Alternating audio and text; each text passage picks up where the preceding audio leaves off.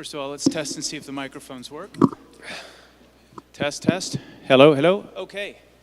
Well, first of all, welcome, and thank you for hearing us out. This is a great event, and first of all, I'd be remiss in not saying thank you to Senator Cassidy and also to Congressman Pittenger, who put this on. Without you and the work of your staff, we wouldn't have this event. So this is a very important event, and thank you so much for having us. By way of background, I'm Erik Bethel, and until recently, I was the representative for the United States at the World Bank. Prior to my job at the World Bank, I spent 25 years or so in the financial industry at JP Morgan, at Morgan Stanley, and at other places, focusing on emerging markets.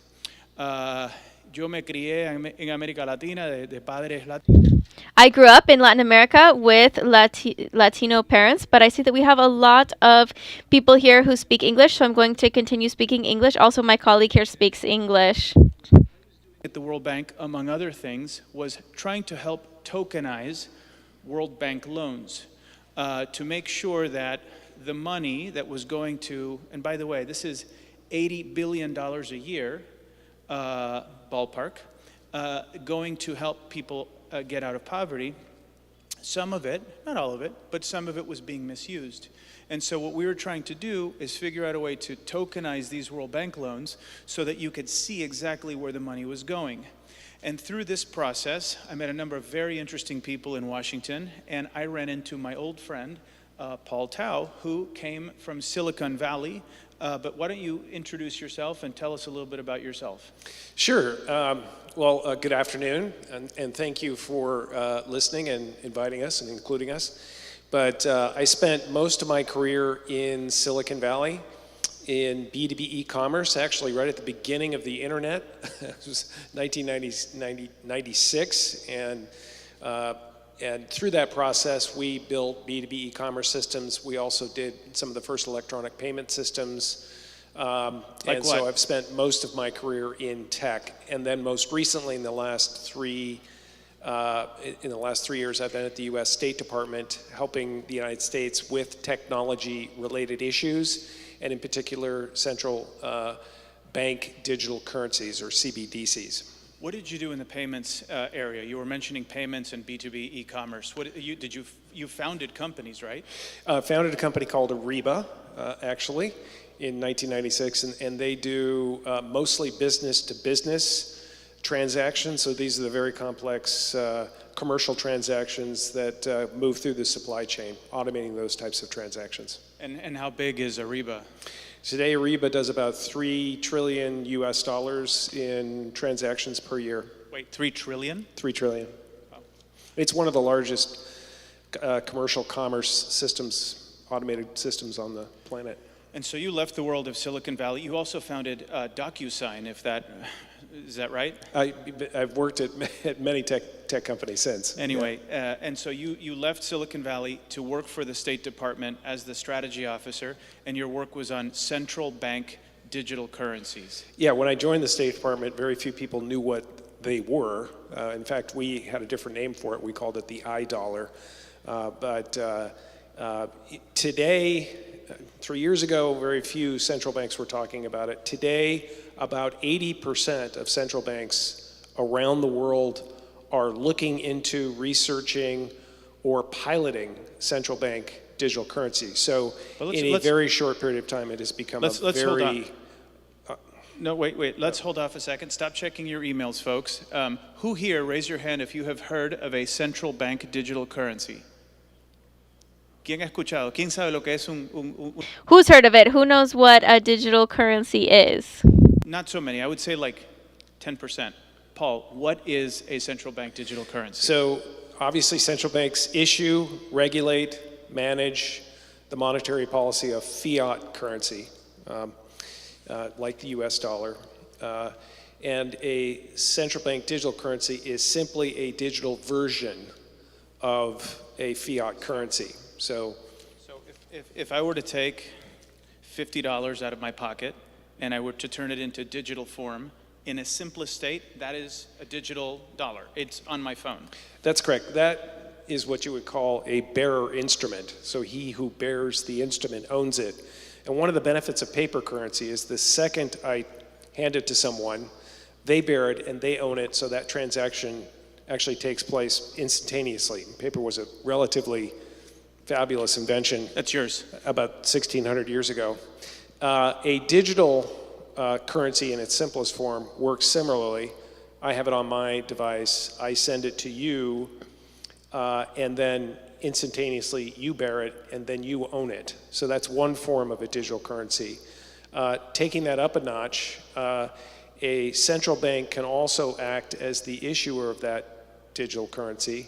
And what the central bank in that particular case would do is they would digitally own what's called a blind signature to that token. So they can verify whether that token is a valid token or an invalid token, or a valid digital coin or an invalid digital coin. But they may not know who that coin is being passed from where to whom. The second thing a central bank digital currency can do is you can make it so that that transaction only occurs once. With paper fiat currency, it moves through the economy maybe 8 to 10 times. With central bank digital currencies, every time it's used, we basically throw it away and reissue a new token to the new person. So one of the nice features, and in particular with regard to this conference, is CBDCs can be tracked, right? And they can be colored, and we can put smart codes on them. And when they're taken out of the banking system or put back into this banking system, we can track them. So they're fabulously easier to prevent anti-money laundering, much easier to track counter-terrorist financing and other forms of illicit trade. So Paul, how do you, so there's a benefit from an anti-money laundering and traceability standpoint, but how do you balance that with individual freedom? Like if I wanted to take my $50 and buy something anonymously with it, does what you're discussing, is there a way to balance legitimate law enforcement needs with privacy and anonymity, and how do you fix that? At the State Department, we were looking at a whole variety of different designs. So there are many ways to do CBDCs. You heard about blockchain, distributed ledgers, digital tokens, there are account-based systems. But the designs that we favored at the State Department were ones where the token is issued to a person, and as soon as that person spends it, that token is thrown away and a new one is issued to the next person. So in a way, it's almost impossible to do money laundering, because what is money laundering? It's taking cash and mixing it with other people's cash, and et cetera, et cetera, et cetera.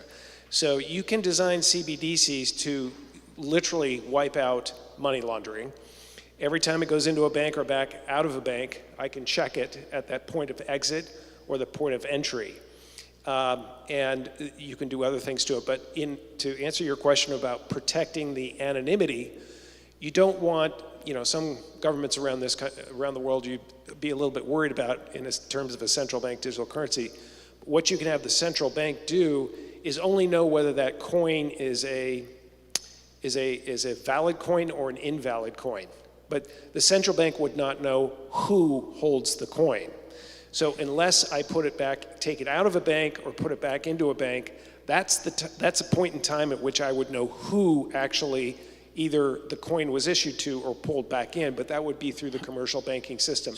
So that way you couldn't have a bad government take over and then, say I'm gonna take all my dissident parties and cut their digital coins away, because they don't know who actually has the coins. So this would be very different than the digital currency that China is promoting right now, which basically the People's Bank of China, their government, is going to be able to see everyone's individual transactions all the time. And if you are not in favor of the Chinese Communist Party, they can, erase your bank account. So this is different. What you're talking about gives you more freedom and anonymity. That's correct. Okay. But it still has the capability, the technology has the capability to completely prevent money laundering, as well as still provide the counter-terrorist financing and illicit checks, because every time I go out of the banking system or back into the banking system with a digital coin, I can do my KYC checks, so know your customer checks. So Paul, for people in the audience, many of the people in the audience, myself included, except for the $50 that I now have in my pocket again, I don't use cash, right? I have Venmo, I have Apple Pay, and I have credit cards. I'm already using digital money, right? I mean, how is this different than using my own digital, That is a great question and a very important thing for this audience to understand, and I'll use the United States as an example. In the United States, we predominantly, most people don't use cash. Very small number of our transactions are now cash. Most people use credit cards, debit cards, Venmo, Apple Pay, et cetera, et cetera. PayPal, if you've heard of PayPal. Those transactions ride on a banking system that was designed in the 1950s and 60s and 70s, and then on a credit card system that was designed in the 1970s and 1980s. So most of those transactions are riding on what we call the credit card payment rails. And that comes with about a 3% fee. If you do a transaction with PayPal, they add more fees. There's another 15 basis points that goes on top of that. Venmo has other fees on top of that. So those systems have substantial fees. In the United States, and this is almost shocking, but in the United States, those fees add up to about $470 billion a year. Wait a second. The credit card fees that are paid in the United States alone annually are $400 billion? No, actually, I'm sorry, $470 billion. Okay, $500 billion. And so, how does that compare to, I don't know, what is $500 billion by comparison to other things? Well, certainly in the news lately has been the issue of actually any country's debt, but the United States debt has hit almost 30 trillion. And the interest costs on that debt is about 340 billion, so less than credit card fees. The interest on the U.S. debt, national debt, is less money than what we pay in credit card fees. Yep. And what you're saying is that when you use Apple Pay or whatever, you're paying, that's where all the fees come in. So it's more expensive to use this. But if I use a central bank digital currency, there's no friction and it just works automatically. That's correct, because all credit card transactions and most checks, most transactions that go through the Federal Reserve, that go through Latin America, that go through the various SWIFT and CLS money transmitter systems, those all cannot happen instantaneously or autonomically, right? They take time, and I don't know whether there's money in the other digital account. So what ends up happening is you always have to somebody has to take on counterparty risk. Is that person going to pay his credit card? I don't know. Well, okay, American Express is going to take on that risk, and they charge a fee for that. There's also fraud in credit cards. We all know about fraud in credit cards. So a digital token is like a credit card with a 4,000-digit credit card number. Like that's encrypted. Very hard to hack that. Whereas a credit card only has 8 digits and it's easy to hack. So we're going to be running out of time soon. We wanted to have some questions. Sí, creo que sí, la verdad que la discusión. Yes, I think so. This conversation between you has been so interesting. We hope to hear some questions from the public. I think that this opens up a lot of questions. And so my question is, how safe is this digital payment system? How safe is this digital payment system? What a good question. How safe is using a central bank digital currency? Can it be hacked? Can someone, put some malware on it?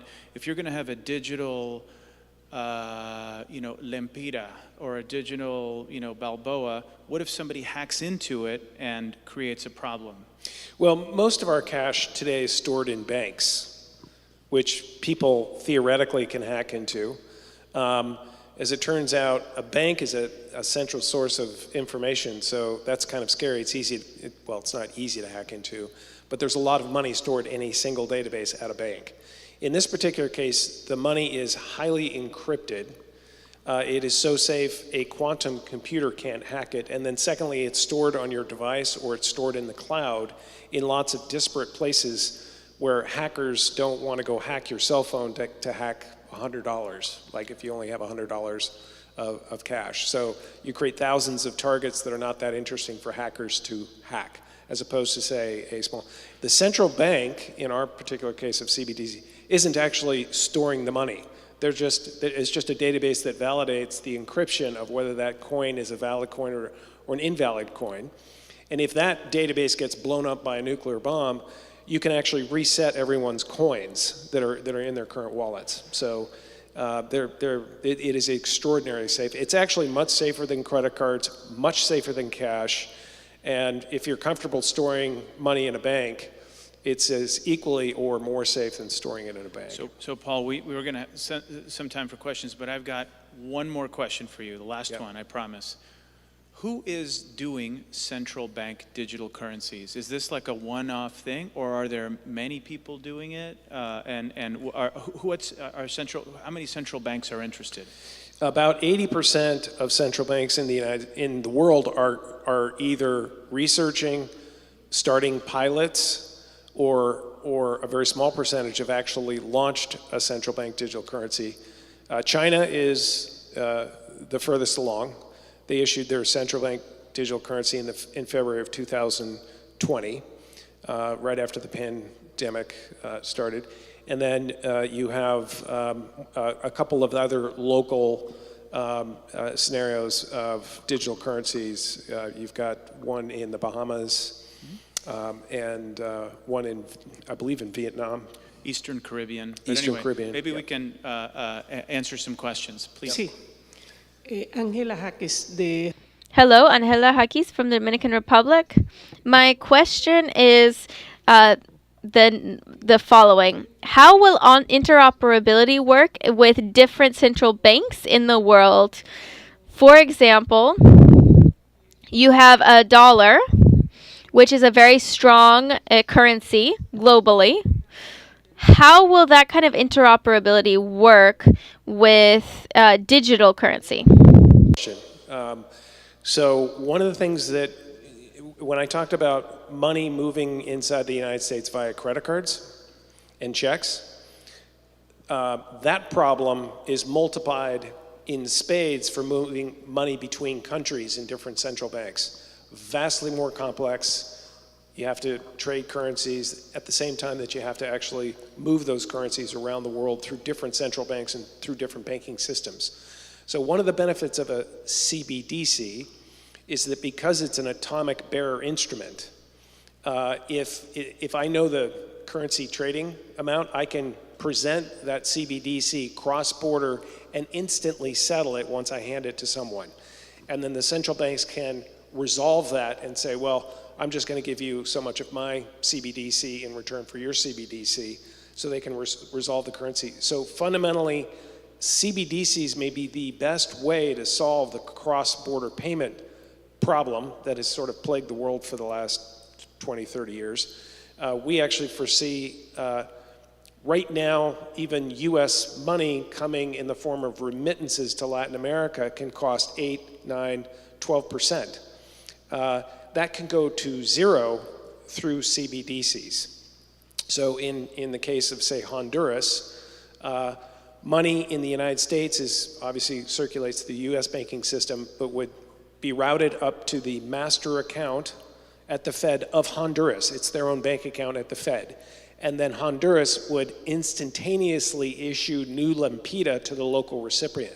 So there's no time in that transaction. It can happen almost immediately.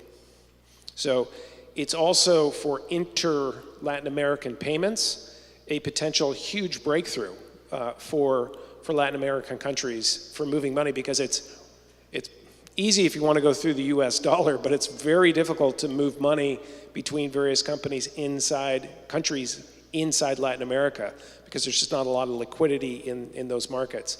So that's another way that CBDCs can fix those problems. Thank you, Paul. We have another question there, but before the other question, Sorry, what about the cryptocurrency and the possibility to track and trace the coin? So the nice thing about CBDCs is you can set at what level you want to track them. So for example, if you want a certain level of anonymity up to say $1,000, you can allow that amount of anonymity to occur in the system, and then above that level, you might require KYC or know your customer rules. You might have increasing KYC rules, and then you might have increased traceability if it gets up into the $1 million of money. So.